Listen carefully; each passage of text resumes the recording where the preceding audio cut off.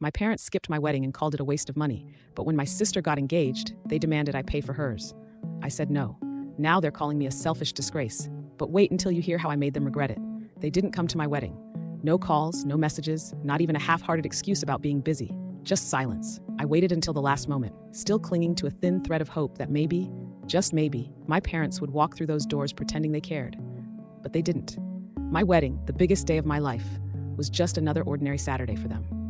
It wasn't like I hadn't seen it coming.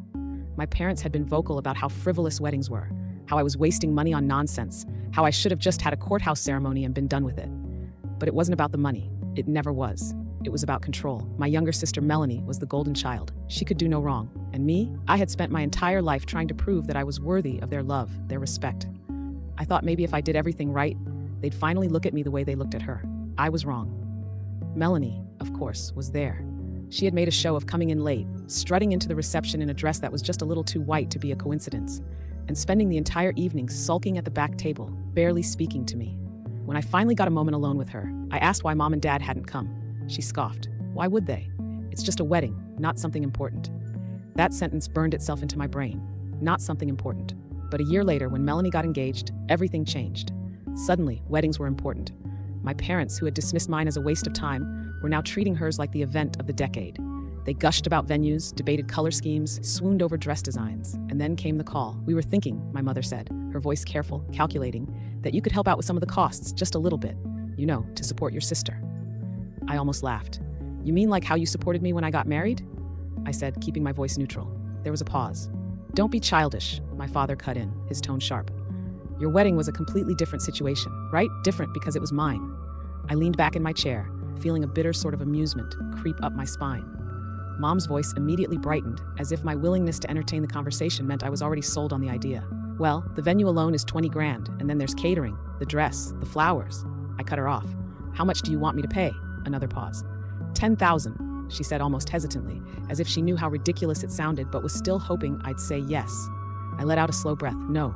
Silence. Then the anger came. My parents' reaction to my refusal was immediate and brutal. You're being selfish, my father barked. Melanie would do this for you. I let out a humorless chuckle. Would she? Because I don't remember her offering to help when I was struggling to cover my own wedding expenses. She is your sister, my mother tried, her voice softer now, attempting manipulation instead of anger. This is what family does. Family. That word had been used against me my entire life. Growing up, it was always about Melanie. She was the golden child, the one whose every achievement was celebrated, whose every whim was indulged. I, on the other hand, was an afterthought. When she needed money for extracurricular activities, my parents found a way. When I needed help paying for college books, I was told to get another job. When she wanted to study abroad for a summer, they dipped into their savings. When I wanted to move into my first apartment, I had to figure it out myself. And somehow, through all of that, I still kept trying to prove myself to them. When Melanie graduated, I was already working full-time, saving up, being responsible. But that didn't stop my parents from expecting me to help support her. She's still figuring things out, my mom would say. You're more stable than she is. So I paid. I covered small things at first, her groceries, her phone bill. Then it became rent payments, car repairs, even her vacations. Every time I tried to protest, my parents shut me down. You're family. Family helps each other. But that so-called help only ever flowed in one direction. When I got engaged, I stupidly thought things would change. I had a small wedding, nothing extravagant, just a gathering of close friends and the few family members who actually cared. I invited my parents, of course. Despite everything, I still wanted them there. I still thought maybe if they saw how happy I was, they'd be happy for me too. They didn't come. Instead, they went on vacation with Melanie that weekend. I should have cut them off then. I should have seen the writing on the wall. But some part of me, the part that still craved their approval, held on. But now they were asking me for $10,000, like it was a given, like I owed them something. I thought saying no would be enough. I thought they'd accept it and move on. I was wrong. The escalation at first, it was just guilt-tripping calls from my mother, messages from my father. Think about what you're doing, they'd say. Do you really want to be the reason your sister's wedding is ruined? Then Melanie got involved. You're seriously not helping, she texted one night. It's just money. You make plenty. Why are you being so bitter? Bitter. That word stung more than it should have. She had no idea what I had sacrificed for her. I didn't reply. A week later, the calls changed. No more fake concern, just anger. You think you're better than us? My father snarled. You think just because you got married and moved out, you're too good for your family? I almost laughed at how transparent it all was. No, I said calmly. I just think it's time you figured things out without me. The next day, I got an email from Melanie's fiancé, Jason. Subject, let's talk. Hey, I don't know what's going on between you and your family, But this is getting out of hand. Your parents are really upset and Melanie is stressed beyond belief. I get that there's history here, but maybe we can come to some kind of compromise. You don't have to pay the full $10,000, but if you could contribute something, it would mean a lot. Let's talk. I stared at the screen for a long time. Jason was a decent guy. I had nothing against him. But this wasn't his fight. I closed the email without replying. That was my second mistake because after that, things went nuclear. The breaking point builds. Melanie went full victim mode. She started posting vague social media updates about selfish people who don't care about family. She made sure to mention how heartbroken she was that certain loved ones were refusing to be there for her in her time of need. The messages poured in. Mutual friends, extended family, even people I hadn't spoken to in years. What's going on? Why aren't you helping Melanie? Dude, it's just money. Don't be that guy. At first, I ignored it. But then I started getting messages from my parents' friends, people I barely knew. I always thought you were a good son. Yes, I was wrong. This is disgraceful. Your poor mother is beside herself. You should be ashamed. Ashamed. That was the word that finally pushed me over the edge. I had spent my entire life feeling ashamed. Ashamed that I wasn't enough. Ashamed that I wasn't the child they wanted. Ashamed that no matter how much I gave, it was never appreciated. But now I was done. If they wanted to see what selfish really looked like, I'd show them. I was going to cut them off completely. No more money, no more answering calls, no more pretending we were some kind of family. They had made their choice a long time ago. Now I was making mine. I knew the last conversation with my parents would be bad, but even I wasn't prepared for just how bad. They insisted we meet in person. We'll talk like adults, my mother had said, but I knew this wouldn't be a conversation. It would be an ambush. When I arrived at my parents' house, they were waiting. My mother, father, and of course Melanie. She was sitting on the couch, arms crossed, her face already red with anger. "Sit down," my father ordered. I stayed standing. So he began. "Let us talk about your disgraceful behavior." I almost laughed. Disgraceful behavior because I refused to hand them $10,000? "This isn't disgraceful," I replied calmly. "These are my boundaries." My mother threw up her hands. "Boundaries? Seriously? You're turning your back on your own family. You should be helping your sister." I looked at Melanie. She was clutching her phone, jaw tight with frustration. "Tell me, Melanie," I asked, crossing my arms. "Would you help me if I asked?" She rolled her eyes. "Oh, don't be ridiculous. You have a great job. You're just being cheap." I laughed, shaking my head. "Do you even remember how much I've helped you? Your rent, your bills. Every time you ran into trouble, I bailed you out. You're my brother. That's what you're supposed to do." And there it was, the final confirmation. I exhaled slowly. "Okay," I said. "Let's put everything on the table." Then I took out my phone and opened a document. It was a record of every expense I had covered for Melanie in the last 10 years. I turned the screen toward them. $128,700. That's how much I've spent on you, Melanie. Not counting small favors, birthday gifts, or the times I helped mom and dad. The room went silent. I never asked for anything in return. But now, the first time I say no, you all turn on me. My father slammed his hand on the table. "Enough of this nonsense. We are family, and family helps each other." I stared at him. "Then where were you when I needed help?" My mother gasped. "How can you say that? We've always supported you." I let out a hollow laugh. "Really? Then why didn't you come to my wedding?" Their faces darkened. Melanie shot up from her seat, pointing a finger at me. "You're just being bitter. You want to punish all of us because you're miserable. You've always been jealous because mom and dad love me more." I stared at her, waiting for the pain to hit, but there was nothing. No anger, no sadness, just emptiness. I finally understood. I was never family to them. I was just an ATM. "I'm done," I said, voice steady. "From this moment on, I am no longer part of this family. You made your choice. Now I'm making mine." My father stood furious. "If you walk out that door, don't come back." I smiled. Perfect. I turned and left.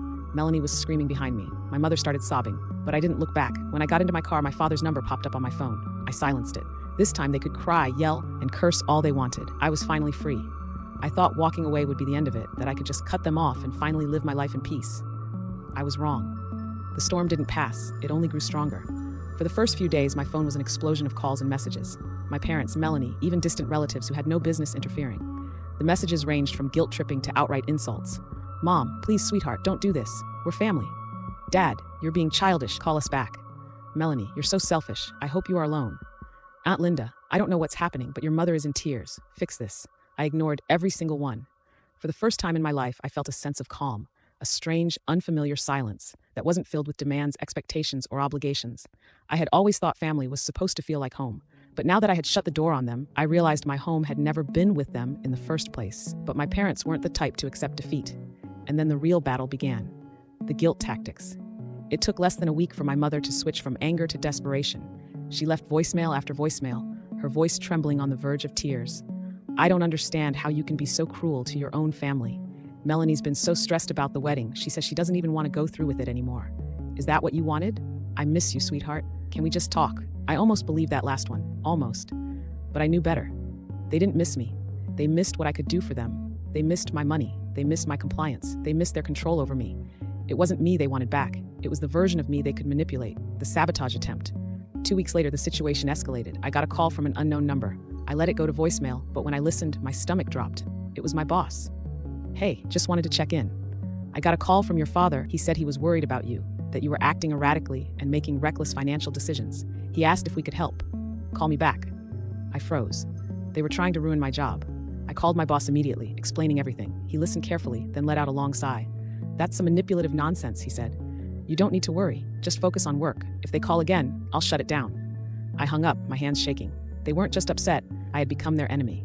And if they couldn't control me, they would rather see me fail. That was the moment I knew without a doubt that I had made the right decision. The silence after that, the calls stopped.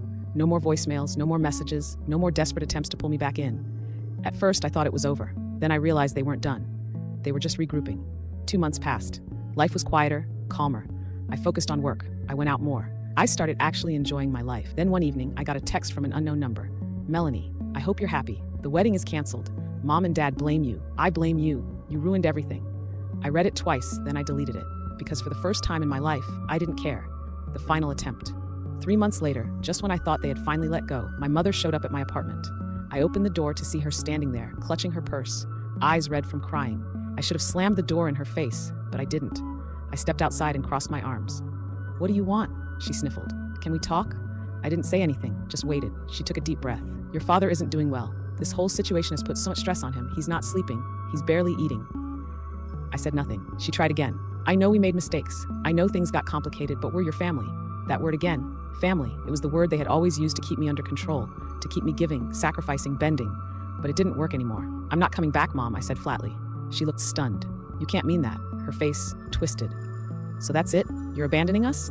I laughed, but there was no humor in it. "You abandoned me years ago. I'm just returning the favor." Tears welled in her eyes. "I don't even recognize you anymore." I met her gaze. "Maybe that's because, for the first time, I'm not bending over backwards for you." She took a shaky breath as if trying to process that. Then she shook her head. "You'll regret this." "No," I said, stepping back inside. "I won't." And I shut the door. Moving forward, that was the last time I saw my mother. I heard through distant relatives that Melanie ended up having a smaller, cheaper wedding that my parents weren't happy about. They blamed me for everything. I expected that. What I didn't expect was how good it would feel to finally be free. No more guilt, no more manipulation, no more being treated like an ATM instead of a son. For the first time in my life, I was living for me, and I had never been happier. I used to think that family was forever, that no matter what, blood was thicker than water, that if I just proved myself, worked hard enough, sacrificed enough, gave enough, one day my parents would finally see my worth. That day never came, and now it never will. It's been a year since I walked away, since I set boundaries and finally chose myself over them. And in that year, I've learned more about family, love, and self-respect than I ever did in all the years I spent trying to please them. But it wasn't easy. The aftermath. What came next after my mother showed up at my apartment and I shut the door on her? I expected her to keep trying. Maybe another surprise visit, maybe more guilt-tripping texts. Instead, I got nothing. Total silence. And honestly, that was almost worse. For the first few weeks, I kept waiting for the other shoe to drop. I checked my phone constantly, half expecting a missed call or another dramatic message from Melanie. But there was nothing. It was like I had ceased to exist to them. At first it hurt.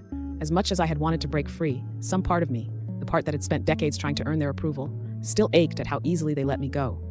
But then, little by little, that hurt started to fade because I realized something. I wasn't losing a family. I was escaping a cage, finding myself again without them in my life. I had to ask myself, who am I when I'm not being used? For so long, my identity had been tied to my role in the family. I was the provider, the one who fixed everything, the one who kept everyone afloat, even at my own expense. Now, for the first time, I was just me. And at first, that was terrifying.